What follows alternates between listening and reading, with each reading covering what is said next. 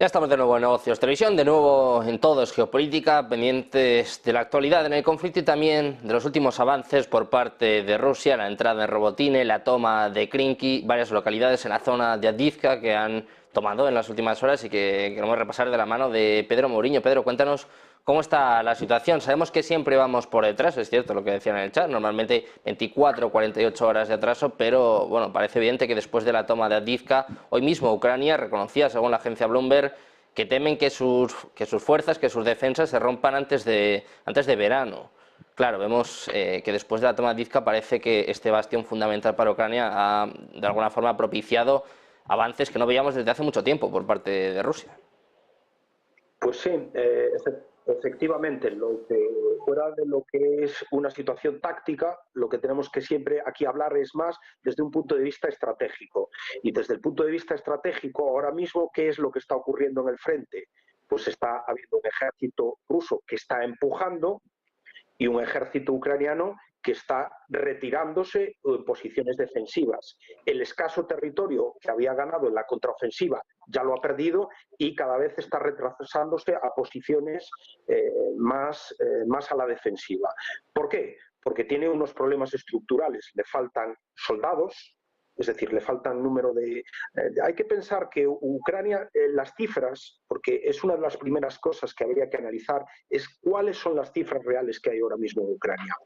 Recientemente ha salido un censo que cifra la población actual de lo que es Ucrania en poco más de 24 millones de personas. Porque hay que pensar que toda la población del este de Ucrania, mayoritariamente ahora está bajo ya la jurisdicción de Rusia, solo Crimea. Yo he estado en el año 2014 en el referéndum de Crimea, conozco bien Crimea, había ya 3 millones de personas viviendo en Crimea que han dejado de ser ucranianos. En el Donbass, entre Donetsk y Lugansk, había casi 6 millones de población.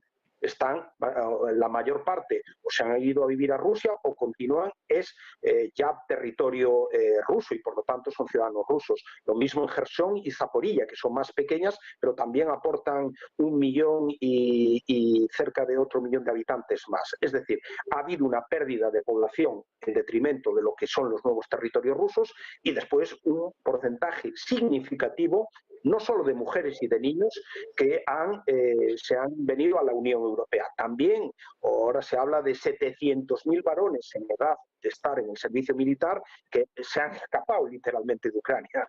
Entonces, el ejército ucraniano en la actualidad tiene un problema de soldados, de recurso humano manifiesto, es decir, no ha habido prácticamente reemplazos desde los 2 años del comienzo de la guerra y además ha habido unas pérdidas. El otro día el presidente Zelensky reconocía 34.000 soldados ucranianos fallecidos. Eso no se lo cree ni él. Vamos, las pérdidas son 10 veces superiores mínimo en fallecimientos, aparte de mutilados, heridos, etcétera, etcétera, y el propio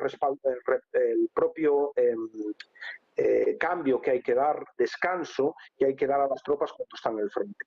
Si a mayores mostramos el fracaso en la capacidad industrial de los socios, porque sabemos que Ucrania no tiene capacidades militares para sostener un conflicto con Rusia en el medio y largo plazo, pero había una capacidad de suministro por parte de la OTAN, de los países europeos y de Estados Unidos. Sabemos que es que Europa, aunque quiera, no puede.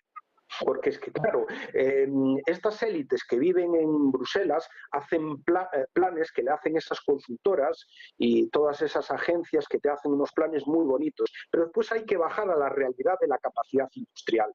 Y la capacidad industrial en Europa, fuera de los mitos, está muy depauperada. Lo hemos visto en la época del COVID-19 cuando no teníamos ni tan siquiera mascarillas. Claro, ahora pensamos que tenemos capacidad de producir 1 millón de proyectiles de artillería por año. ¿En dónde? ¿En qué factorías? Que me diga, ¿en Dinamarca? ¿En dónde? ¿En Rumanía? ¿En dónde? ¿En qué países? ¿En qué capacidad industrial hay para hacer en muy poco tiempo dar ese suministro que garantice a Ucrania y que no desabastezca a los propios ejércitos de la propia Unión Europea?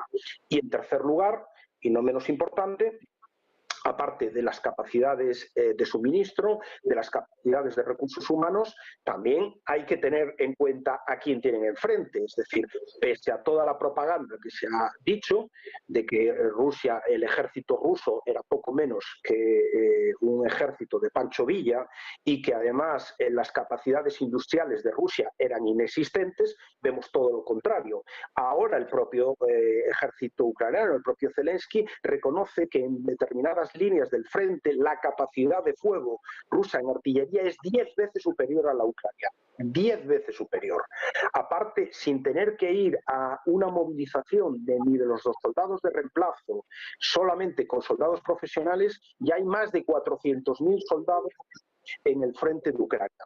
Por lo tanto, todo eso hace claramente insostenible el conflicto a Ucrania y, por lo tanto, en términos militares, Ucrania está derrotada. De ahí vienen las declaraciones de Macron, etcétera, etcétera, apuntando otro tipo de ayudas que, claro, eso ya sería otro status quo completamente diferente y, obviamente, en ese status quo completamente diferente, obviamente Rusia también utilizaría las capacidades que tiene. Las capacidades que tiene. Antes hablaba Luis de Francia, que tiene capacidad militar. Estamos hablando de unas decenas de cabezas nucleares. Rusia tiene 5.000 cabezas nucleares, entre tácticas y estratégicas. Tiene una tríada nuclear, submarinos nucleares con capacidad de llegar a cualquier sitio del mundo con los misiles hipersónicos con capacidad nuclear. Los cazabombarderos, aparte de los lanzadores en todo el territorio. Es decir, nos estamos metiendo de verdad en un jardín.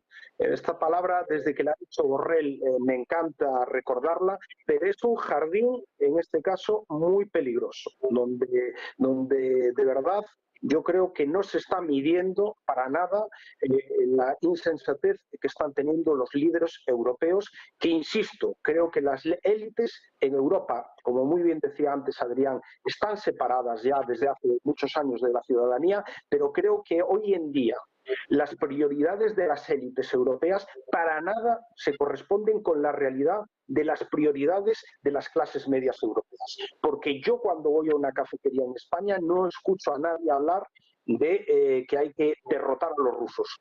Le preocupa más o la inflación o el desempleo o la economía, pero no las prioridades que da la sensación de que tienen los líderes europeos.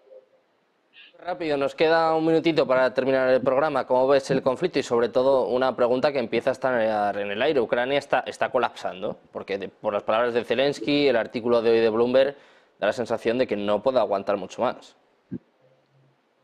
Sí, y es verdad, Ucrania, como decía Pedro, está sumida en una crisis demográfica, no solo por las pérdidas humanas de la guerra, también por la de las cifras que él ha dado de personas que irían en las regiones que ahora están ocupadas por Rusia, y además todas, se habla de 7 millones según cifras oficiales, extraoficialmente puede que sean muchas más, las que han entrado en la Unión Europea huyendo del conflicto, aparte de los desplazados internos, ¿no? Por tanto, Ucrania, que era un país antes de que todo esto empezara, pues más o menos, grosso modo, muy similar a España en cuanto a población, pues ahora está siendo diezmada. Si a eso le añadimos una economía todavía que todavía no se había recuperado de los estragos del COVID, cuando empieza la invasión rusa, y todo esto dificulta esa recuperación económica, pues tenemos una merma de la fuerza laboral, una situación económica difícil, una inestabilidad política que no ayuda, por ejemplo, a atraer inversiones. Y Ucrania está en dificultades militares porque las fuerzas se están resintiendo desde hace mucho y estamos llegando casi al punto de inflexión, pero es que social, política y económicamente la situación tampoco tiene visos de mejorar. Y además yo añadiría también el factor de la reconstrucción. La Ucrania que salga de la guerra, sea la que sea, va a tener que afrontar el problema de la reconstrucción del país, con todo lo que ello supone, infraestructuras, servicios sociales, etcétera, ¿no? Por tanto, para mí, más allá de este minuto, yo creo que Ucrania está llegando a una situación muy comprometida, de la cual es muy difícil que se recupere, por lo menos en el medio plazo, ¿no? Bueno, pues pendientes de lo que suceda con Ucrania, de lo que suceda en este conflicto y también de la reacción por parte de Occidente, por parte de Europa y sobre todo, pues bueno, con el foco puesto en Emmanuel Macron. Muchas gracias a los tres por estar una tarde más con nosotros por aquí. Muchas gracias, Luis, Pedro, Adrián. Un placer, como siempre, contar con vosotros. Muchas gracias. Adiós. Gracias, un abrazo, buenas tardes. Seguimos pendientes de la actualidad geopolítica, económica, de brindarles toda la información. Hacemos una pausa y enseguida estamos de vuelta en Negocios Televisión.